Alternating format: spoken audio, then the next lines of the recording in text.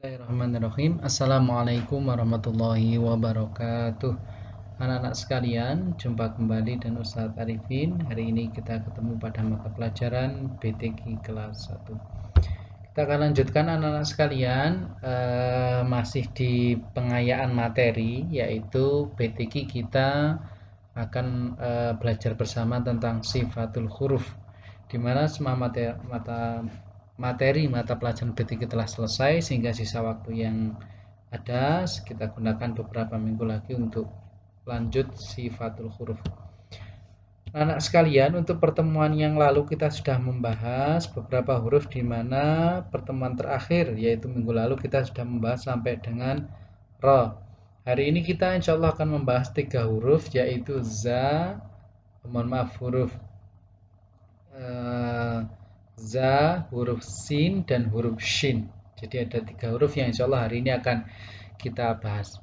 Anak-anak sekalian, sebelum kita mulai untuk bersama-sama berlatih sifatul huruf, kita awali dulu dengan baca doa supaya setiap aktivitas kita mendapatkan kemudahan dari Allah.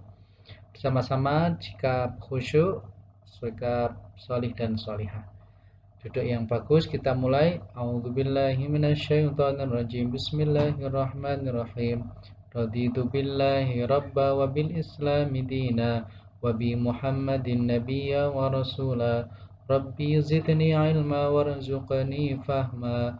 Amin. Baiklah anak sekalian, kita akan lanjutkan. Kita mulai dari yang pertama, huruf za.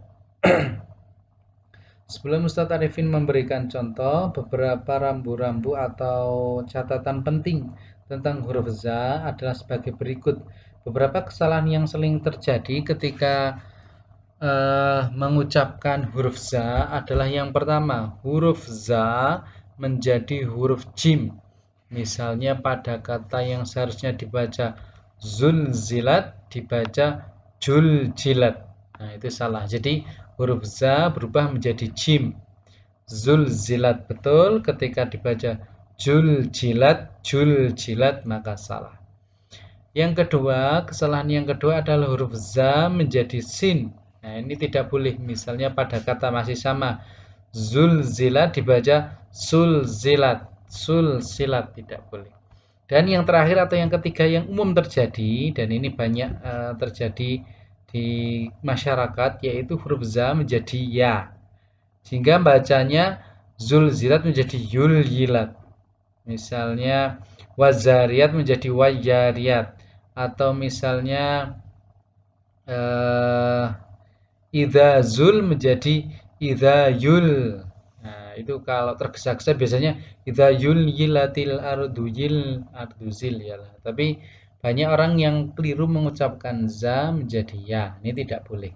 Jadi za harus dibaca dengan jelas za. Ustaz Arifin contohkan satu kali, kemudian nanti yang kedua bersama-sama kita baca. Zazi zubaz zuzazani zazna minal muzni mazizan zaniza. Bersama dengan anak-anak, abata zazi zubaz zuzan zani zazna minal muzni mazizan zaniza. Huruf za yang kedua adalah huruf sin. Nah, sebelum Ustaz Arif memberikan contoh, beberapa catatan penting tentang huruf sin adalah: satu, kekeliruan yang sering terjadi adalah huruf sin menjadi tafkhim atau tebal, sehingga bacanya bukan sa tapi sa, seperti huruf shad. Nah, ini tidak boleh, karena perbedaan sin dengan shad itu ada di tafkhim dan tarkik, jadi tebal dan tipis.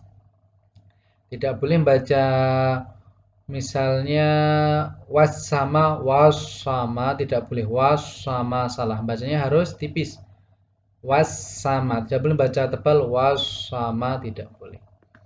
Yang kedua kesalahannya adalah huruf sin sukun itu dipantulkan seperti qalqalah, padahal tidak boleh, tidak ada hukum untuk memantulkan huruf sin yang bersukun, karena yang dipantulkan hanya huruf ba, huruf jim, huruf dal, huruf to, dan huruf qaf.